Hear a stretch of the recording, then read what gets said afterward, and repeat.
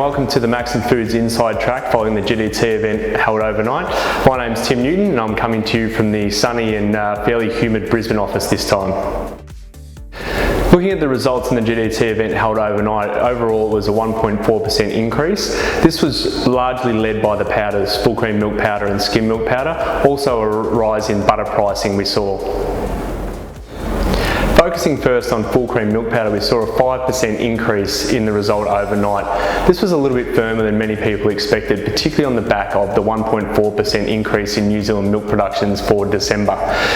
The buying was really firm across contract periods 1 through 6, which makes many people think that a lot of customers are looking to cover out till the end of the season, just to take away a bit of that risk or a bit of the uncertainty around a dry North Island, which we're starting to see, particularly in the Waikato region. There was one element of the event that was a little bit surprising, and it was the lower participation from North Asia. They were still quite active in the GDT event, but lower in the event-on-event comparison, particularly in whole milk powder. It will be fascinating to see whether they enter back into the next GDT, or it's a bit of a delay and waiting until the Chinese New Year passes to see where they get more active. So the big watches around full cream milk powder, particularly in the next 2 events, will be the seasonal conditions in New Zealand and also whether people are well covered now and they sit out for the next 1 or 2 events. Looking at skim milk powder, we saw a 2% increase on the result overnight. That breaks a run of 4 negative results on skim milk powder, and it's probably driven a little bit by some uncertainty in Europe around the foot and mouth outbreak in Germany, but also similar to whole milk powder, whether people are looking to cover for an extended period rather going into that spot market. The dry conditions in California might also be playing on a bit of a consumer sentiment, where people are looking just to secure the product now at a price that's reasonable and just looking into the new season. So skim milk powder, probably similar to whole milk powder. It was firm and a little bit firmer than what people anticipated, but the European situation will probably play into the skim results in the coming auctions.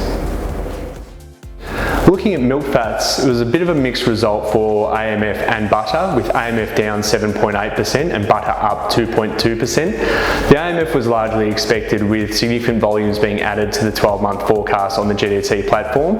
So a lot of people were sitting and waiting for this result. The overall demand for the AMF was low, and there'd be significant volume being offered off GDT, so customers have a lot of comfort that there's product available well into the second half of the season. Butter, on the other hand, it appears is riding on a bit of a sentiment similar to skim milk powder. It's an unknown in Europe what restrictions will be around German exports, and with pricing already reasonably high in Europe for Q1 butter coming into the peak of their milk season, it looks like a lot of customers, particularly Southeast Asia and North Asia, were taking advantage of the price being the price now and just making sure that they have stock coming towards them. Looking now at cheese, we saw a 2.8% increase in cheese overnight. This is probably on the back of some US firming of the CME price, up to around $1.80 per pound. There was a lot of chat pre-Christmas that would come back into the $1.65, $1.70 region, but significant demand, particularly into that Southeast Asia region, has seen that price lift up, and the GDT is following suit. Looking at whey powders, there's some significant demand on the WPI and WPC. This is nothing new to a lot of consumers that purchase these products. Strong demand in US and Europe is seeing those prices lift well above historic levels and even levels 6 months ago. Availability is still the key concern, similar to skim, similar to butter.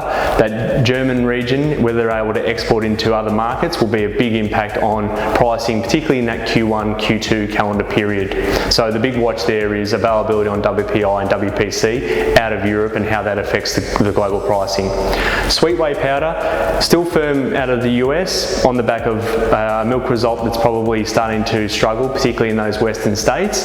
But you were seeing that, that price is around 72, 73 cents per pound, so really high once it's converted to a weak Australian dollar. So whey remains really firm across all categories: sweet whey, WPI and WPC. Thank you for tuning in to another edition of Inside Track following the GDT event overnight. A really fascinating GDT event we saw with some really strong results. It will be fascinating to see how these results play into the February events as the volumes for some products get lower and lower as we approach the end of the season. Just a reminder, if you are heading to Gull Foods in February, we have John Hallow and Edwin Lloyd who are attending, so please feel free to reach out to the guys and set up a meeting. They'd love to see you there. If you'd like any more information on any of the products mentioned, please reach out to your relevant sales manager.